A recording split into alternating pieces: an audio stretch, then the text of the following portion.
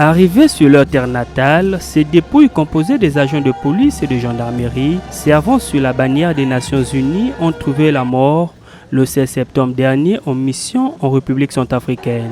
Lors de cet hommage, la force publique a salué le courage et la détermination dont ont fait montre ces illustres disparus dans leur mission de maintien de la paix. Désignés pour récupérer du matériel à la frontière Congo-Centrafrique en vue de la préparation de la première inspection des experts des Nations Unies, leurs vies se sont arrêtées à la hauteur du pont sur la rivière au Mpoko, si à 35 km de Bangui, au village d'Amara, préfecture de Mpoko.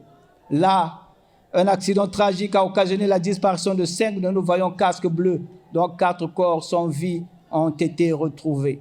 Ils sont maintenant les sentinelles de l'éternité. Ils ont rejoint la cohorte des héros dont les noms s'écrivent avec des lettres de lumière dans le grand livre de l'histoire. Lors de cette cérémonie d'hommage, la force de sécurité a aussi adressé ses compassions aux familles endeuillées. Un témoignage vibrant qui nous rappelle que la paix se construit avec le sang et les larmes de ceux qui osent croire en elle.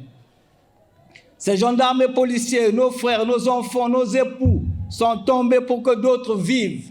Leur souffle s'est éteint dans les terres lointaines du nord de la Centrafrique, mais leur mémoire brille avec éclat dans nos cœurs.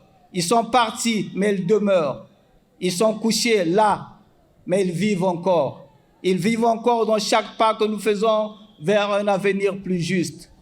À vous, familles éplorées, nul mot ne saura apaiser votre douleur. Nul discours ne saurait combler l'absence de ces visages et de ces sourires que nous ne reverrons plus, de ces voix que nous n'entendrons plus. Mais sachez que vos fils, vos époux, vos pères. Ces obsèques ont réuni aussi bien des officiers généraux, officiers, sous-officiers de la police et de la gendarmerie, ainsi que des autorités administratives et politiques.